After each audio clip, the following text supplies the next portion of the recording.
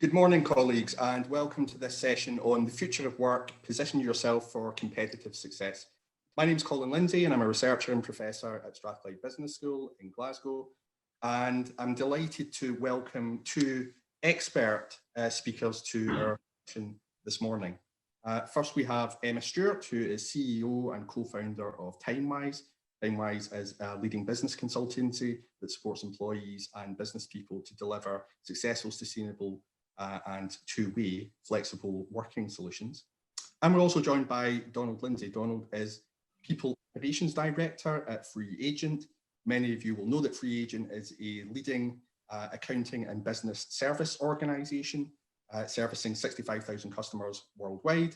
And in the last few years, FreeAgent has been placed in the top 20 of the Deloitte Fast 50, so one of the fastest growing tech businesses in the UK. Emma, Donald, thanks so much for joining us. Maybe before I ask my first question, maybe just to set the scene, we'll all remember 12 months ago, just before we'd heard the word COVID for the first time. And at that time, about 5% of the UK workforce mainly or always worked at home. About 70% of the UK workforce never worked at home. By April of 2020, that was up to about 50% of the UK workforce, between 40 and 50% were working at home. Recent survey research suggests that almost half of UK workers currently would prefer going forward to often or always work at home. And then maybe the last thing to say is that when employers, they say that the shift that we've seen in terms of a shift toward more flexible and dispersed working during COVID has had no negative impact on productivity, and in some cases has improved productivity. So what's the point? I think the point is we've seen an amazing shift in how we think about and understand the design and location and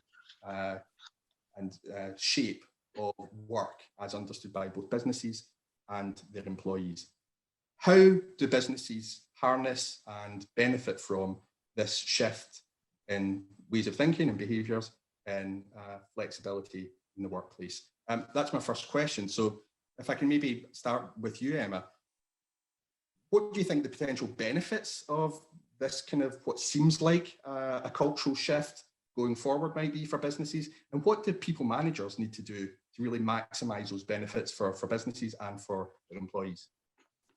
I think the first thing I would say, Colin, is we need to keep looking forward and not going back.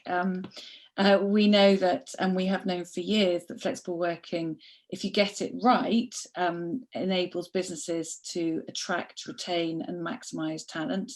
And it enables people to fit work with everything that's going on in their lives. And for the last year, everything that's going on in their lives is far more complex, and therefore, as you pointed out, more people than ever before want and need to work flexibly. So I think we have huge opportunities to retain flexible working. We can democratise the way we think about how we work. You know, we've had senior leaders sitting at home with their kids and their animals.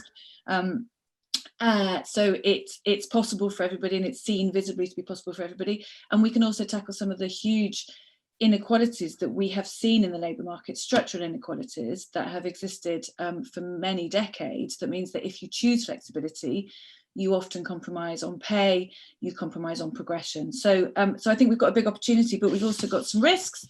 And I think people managers have a big role to play in making sure that we mitigate against those risks. I think the first thing I would say in terms of what they can do is just firstly be clear that there's a difference between remote working and flexible working. And the gap to be filled there is to make sure that our teams, our people managers themselves, understand how to design jobs flexibly. So understanding job design is really important. Equipping teams with the permission to be able to work differently, and creating a culture and a narrative within organisations that means that you are proactively supporting this is also really important. Put simply, we have had a reactive approach to flex for many, many years. It's wrapped around individuals. The expectation is you wait, they ask, and then you consider. People managers need to drive a culture where we're proactive and our organisations lean in and say we are open to this, and not just open to remote working, but open to other forms of flexible working, such as part-time. And then my last point would be, let's make sure that we think about this for all kinds of roles. So people managers in frontline industries also have a role to play in exploring when people are able to work, if they can't take a laptop home and work in a different location, as much as how much they work. And if we can do that, then we can benefit everybody. Great, thanks. Donald, you're a leader in a massively collaborative and innovative and fast-growing organisation. What are your reflections on lessons from the last few months and then going forward?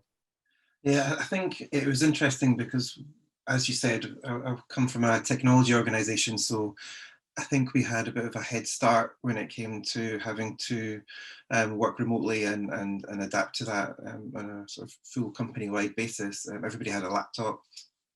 Most people worked from the office, but we had about 30% of our headcount did work remotely. So a lot of the way that we normally operate was remote friendly, as in we would normally have somebody in a meeting who was joining in from Zoom, even if we were mainly in the office. I think I was attending a webinar recently and it said that we had 6 years worth of change in 6 months. And I think when you put it in that context, you know, no wonder it felt quite stimulating and tiring at the same time. For us, some of the key things I think will be, or what that we found is it's going to offer up an increased opportunity for a wider range of talent. If we're all working in a way which is more remote friendly and distributed, then it means that our talent pool is wider, and that's something that we're thinking about. And also, it also opens up the opportunity for us to think about how we're appealing to different demographics and how we can open up maybe it allows us to attract more females into engineering roles because we can be more flexible in how we work that way.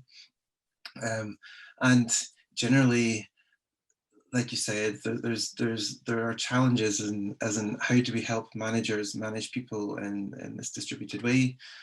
We're not a culture where we would want to be monitoring people. It's very much built on trust.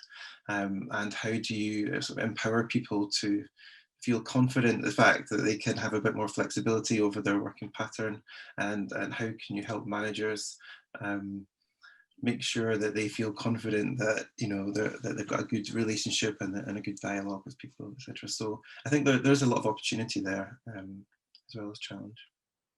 That's really interesting. I want to come back to you, Donald, in terms of that autonomy question, because I guess that's going to be a big challenge for many businesses going forward. One of the things that we've seen is that in the last year, businesses have had to give their staff more autonomy. They've got no choice when people are dispersed, but it's about trying to build in that those kind of ways of working into the new normal. So I'll maybe come back to that issue in a moment. Emma, that also seems to connect with what I sense with a lot of businesses is that the thing that you don't want to do is to try and sort of drop in existing people management practices, whether it's around performance management or how present you need people to be in meetings. You don't want to just take those kind of practices and drop them into Zoom. We really need to rethink how we do people management for what a new normal is going to be going forward. Definitely. And I think it was interesting. We did some research with the Chartered Management Institute a while ago, about a year ago, and we found that only 1 in 5 managers had a conversation at a performance review with the people they were managing about how they worked. So they talked about their objectives, they talked about, you know, performance, but they weren't actually raising, is the way that you're working in terms of flexibility working for you to enable you to deliver on all of these objectives. So we talk a lot about sort of output-based people management, and that's the best thing to do. But actually, our managers aren't having those conversations, they're not asking those questions. So I think what we need to be thinking about broadly going forward is, let's make sure that we have a conversation about flexibility, not just when someone asks, as I said earlier, but at the point of hire, critically, because if we don't do that, as Donald rightly says, you know, we will be limiting the number of people that actually can come into our organisations, whether it's women with childcare responsibilities, whether it's older workers, people with health issues, etc. But also at regular points when people are working through that lifespan. So, you know, on an annual, on a regular basis, because work's dynamic, life's dynamic, and flexible working can sometimes be construed as kind of inflexible, as in this is how I work and I need to be fixed into doing this. And for some people they need that, but for other people they need to evolve. So I think it's about that kind of leaning in as people managers. We need to recognise that this is part of the structure and the organisational kind of priorities within our firms. We need to be talking about flex. Fantastic. Donald, again, it strikes me that FreeAgent might be a little ahead of the curve here. You talked about how autonomy, and clearly for a high growth tech firm, I guess a kind of culture of collaboration and trust must be important for the business. Can you give us any sort of top tips from a FreeAgent perspective on how you support people to be collaborative and autonomous and innovative in your business? Yeah, I think one of the key things is there's about how there are the processes that you sort of adopt with work, and then there's the sort of experience of work, and some of it is the sort of, I think the most important part is the experience, isn't it? And you adapt your processes and your tools to to support that. So things that we've done that have worked really well, for example, to support transparency and collaboration, we use tools like Slack. We're on Google Suite, so that's really developed so much functionality towards collaboration. There are other, if you can't have everybody in a room putting post-its on a whiteboard, well, there's various applications that you can get which allow you to do that virtually. So I think having that sort of, I suppose, remote virtual environment, but which feels almost the same as what it was before, I think is really important. I think as far as the trust element, it all comes down to your company values, how you sort of contract with people at the start, how you organize your work. We've got an agile environment, so there's quite a lot of work that is it needs to be quite responsive, that we work in 6 cycles during the year. There's lots of check-ins. So in some ways you could say we don't really need to trust people in a sort of altruistic kind of way, because there's a lot going on, and you know, people have lots to do, and so they do that, and it's almost inherent, that trust, because it's backed up by the dialogue and the productivity that people have. Great, and lots of good lessons there. I guess going forward, one of the challenges here is we really need to embrace the culture change in terms of flexible working and issues like working from home.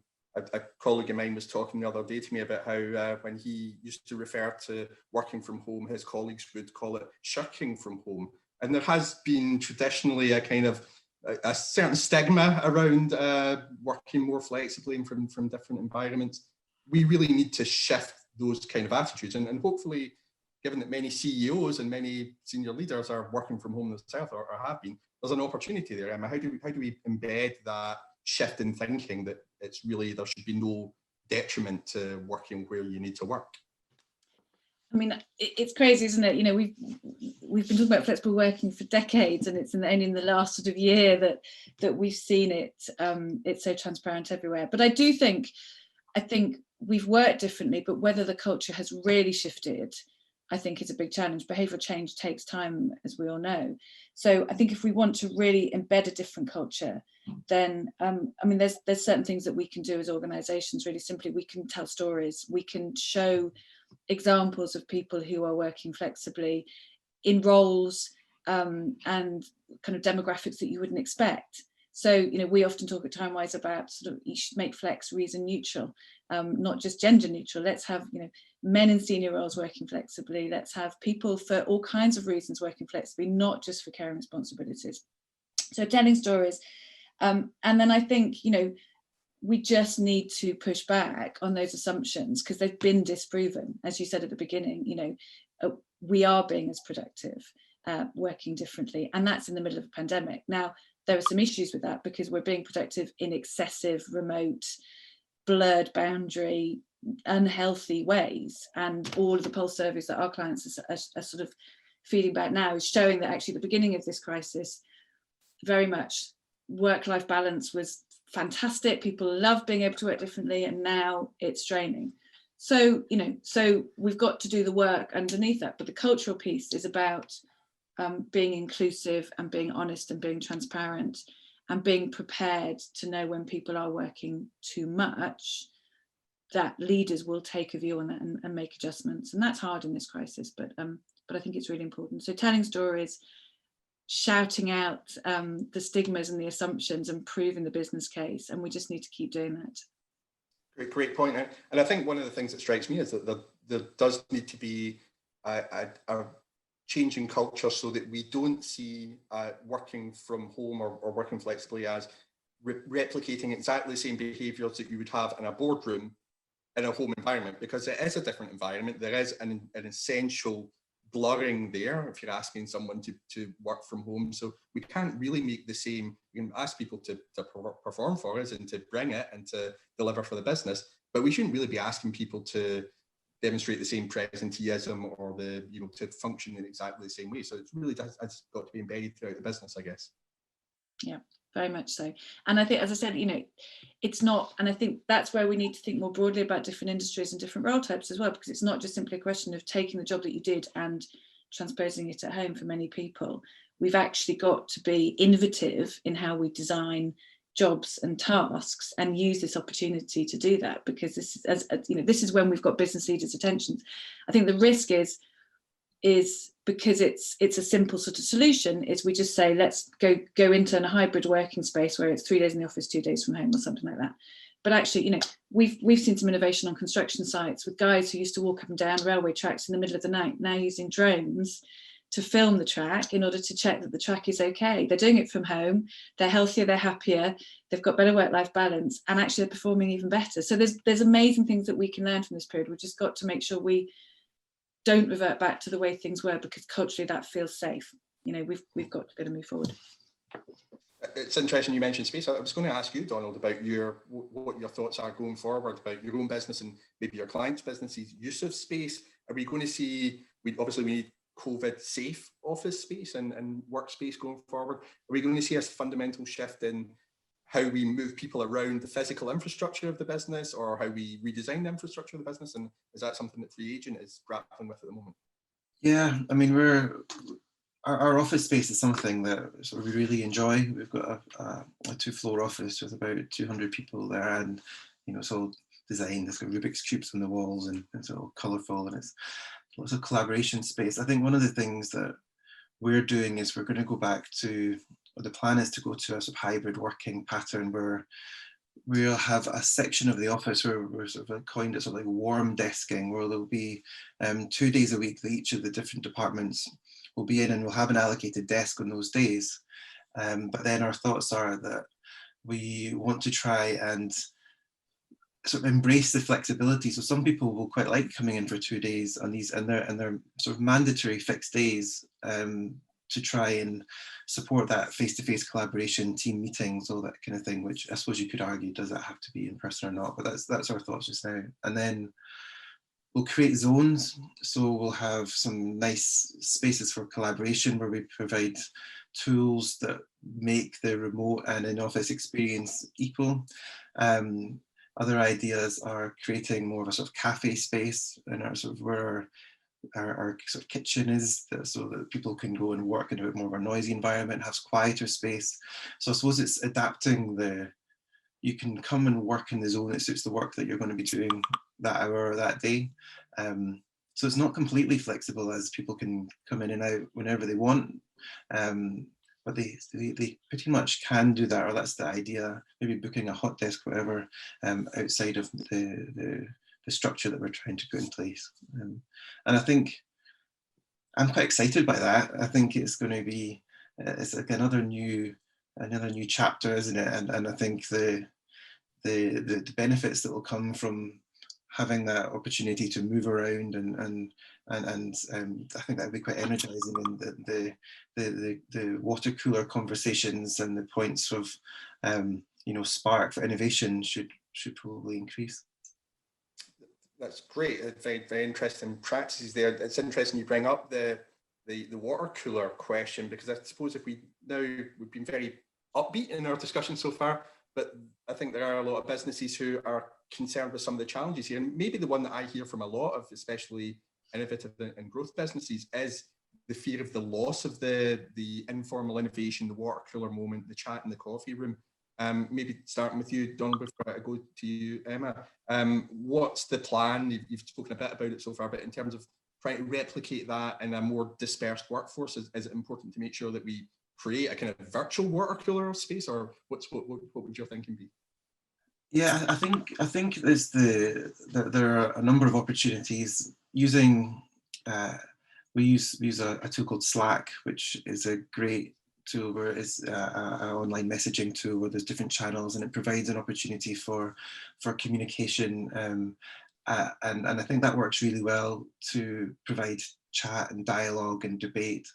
And I think that a lot of it is a little bit like what you were saying, is maybe trying to reconfigure the expectations on what does that debate need to be. You know, it can be that the people contribute when they're at work or when they're thinking about that thing. It doesn't always have to be instant. And if you lose that point in the conversation, then that's the decision made, and that's that gone. You know, so I think there's ways that you can try and make sure that it's a sort of ongoing. That you provide techniques for sort of ongoing dialogue and problem solving. I think for us, it is going to be a challenge, and as much as we're looking forward to it, you know, there will be some things that are worse, and that we'll have to sort of think of new ways of doing it. And I think it would be a little bit naive to always look through the rose-tinted spectacles and think it's all going to be great and everybody will enjoy it. I think we're all going to have to adapt to this enforced change, and I suppose learn new things and probably find things we don't even know about yet. Thanks, that's great. And Emma, this must be a business case battleground that you're very familiar with in terms of making the case that dispersed and flexible workforces can be innovative and collaborative. So what are your thoughts? Yeah, I mean, I would agree with Donald. Actually, it is challenging, and it's proving huge challenges for lots of firms. I think also we've got to be careful that, you know, when we think about how we want to work, I think hybrid has to make sense. It's just making sure that we design when people need to be together for the right reasons and the right tasks and activities. And it's also about making sure that we're really clear. If we want to do problem solving creative work in teams, does that mean it has to be face to face? Because there are ways that we can work collaboratively that doesn't necessarily mean we have to be physically in an office. But I do think, you know, we will need to be in physical spaces together to be ultimately creative. It affects different groups of people as well. I think demographics, we know younger people, you know, partly just because of their home circumstances, 5 people trying to kind of share a kitchen table doesn't bode well for creativity. And the other issue I think that we're seeing lots of watch outs on, which is a worry, is onboarding. So, you know, actually onboarding new members of staff into an organisation in a dispersed environment is really challenging, because, you know, you don't get all of those kind of informal rules and conversations and things that, and that culture and sense of being that you would if you were physically coming into an office every day.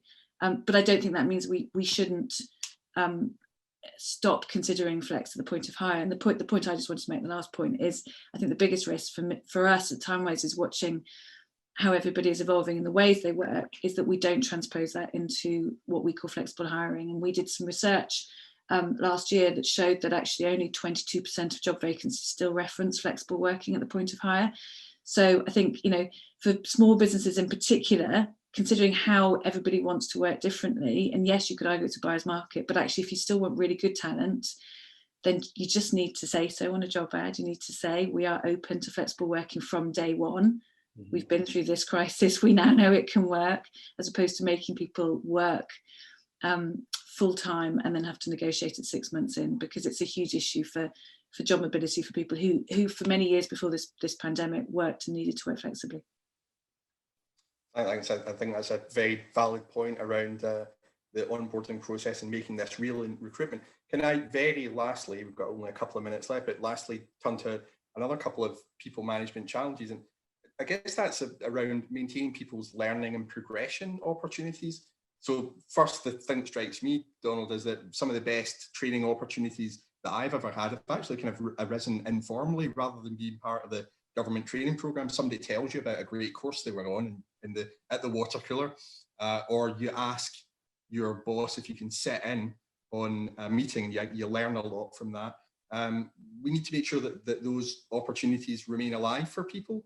And then my second part of the question is, I think there's some data that shows that when you look at similar employee group, people who work at home more or have a balance of working at home tend to be more productive, but also less promoted. And there is a sense that if you're present, if you're kind of visible, you might progress more in some organizations. So how do we square that circle, that we need people to work flexibly, but also have access to learning and access to progression? Sorry, big question, but. I think the remote office-based sort of differentiation is, we've seen that slightly within our organisation, not overly marked, but we definitely recognise it.